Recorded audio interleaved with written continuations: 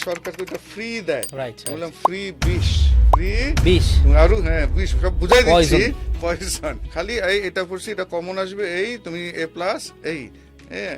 তো এখন যেটা মূল কারণটা বাংলাদেশে এটা ধরিয়ে দিচ্ছি, এই যে আমার হাতে কয়েকটা বই, এই যে বোর্ডের বই, হ্যাঁ, এবং English for today. হ্যাঁ ইংলিশ ফর টুডে, এবং এটা আমি প্রাইমারির বই, মানে 1 2 3 4 5 এই যে 5টা বই, এবং প্রাইমারি হলো মানুষের জীবনের ফাউন্ডেশন।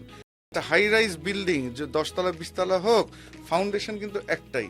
Right, তো আজকে যে বাঙালি জাতি যে ইংলিশে গণহারে দুর্বল, এটার মূল কারণ হলো এই, এবং মূল ফাঁসির আসামি এই 5টা বই। এটা সবাই বুঝাচ্ছি যে এই 5টা বই, এবং আমি বলি যে সরকার তো এটা ফ্রি দেয়, রাইট বললাম ফ্রি বিষ, ফ্রি বিষ আরো হ্যাঁ বিষ সব বুঝাই দিচ্ছি, Poison. পয়জন। এই যে চতুর্থ পেজে এক পেজ বাংলা আছে, নির্দেশনা দেওয়া কি আছে লেখা আছে? নির্দেশনা, যে কিভাবে পড়াইতে হবে, রাইট মানে কিভাবে পড়াইতে হবে, এটা কি ছাত্রের জন্য না টিচারের জন্য? অবশ্যই টিচারের জন্য টিচারের জন্য।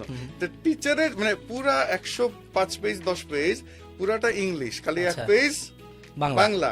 কার জন্য? টিচারের জন্য টিচারের জন্য।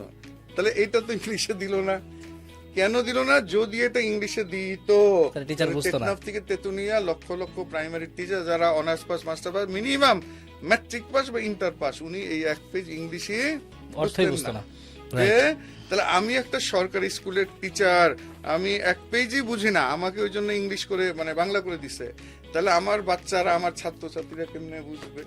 হ্যাঁ, এই কত। তাহলে একটা সুখবর দেয়, একটা সুখবর দেই, একটা হলো এই যে আমরা আবার কি করছি, এই যে এই বইগুলার আলহামদুলিল্লাহ, এই যে এই বইগুলার একদম ইউনিট ধরে, লেসন ধরে, এই বোর্ডের বই যে 1 2 3 4 5 একদম ইউনিট ধরে ধরে আমরা একদম বাংলা করে ফেলছি, আচ্ছা পুরো ইউনিট ধরে আর লেসন ধরে।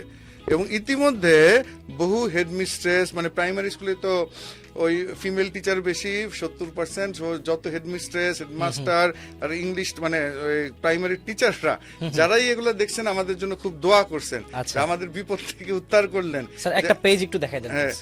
এই যে এখানে এই সাপোজ যে ক্লাস 2 লেখা, এখানে একদম ইউনিট, বইয়ের পেজ মিলে ইউনিট আর লেসন থাকে, ওইভাবে একদম ধরে ধরে বাংলা উচ্চারণ আর অর্থ দিয়ে দেওয়া, প্রত্যেকটা শব্দের একদম শব্দের অর্থ এবং বাক্যের অর্থ, হ্যাঁ যাতে একটা স্টুডেন্ট ঘরে বসে একা একা পড়তে পারে। রাইট এবং ওই যে দোয়া দিচ্ছেন কি, তারা বলতেছেন একটা হলো যে আমরা নিজেরাই তো দুর্বল, ফলে আমরাও তো ডিকশনারি ঘাটাই, সে কত সমস্যা। আর আমরা বাচ্চাদেরকে যতই বকা দেই, বাচ্চা কি ঘরে যায় এই গ্রামে গঞ্জে জেলায় উপজেলায় সে বাসায় যেগুলো পড়বে, হ্যাঁ কিছুই তো পড়বে না। হ্যাঁ, হ্যাঁ। হ্যাঁ, বাচ্চাকে তো মানে দোষ দিয়ে লাভ নাই।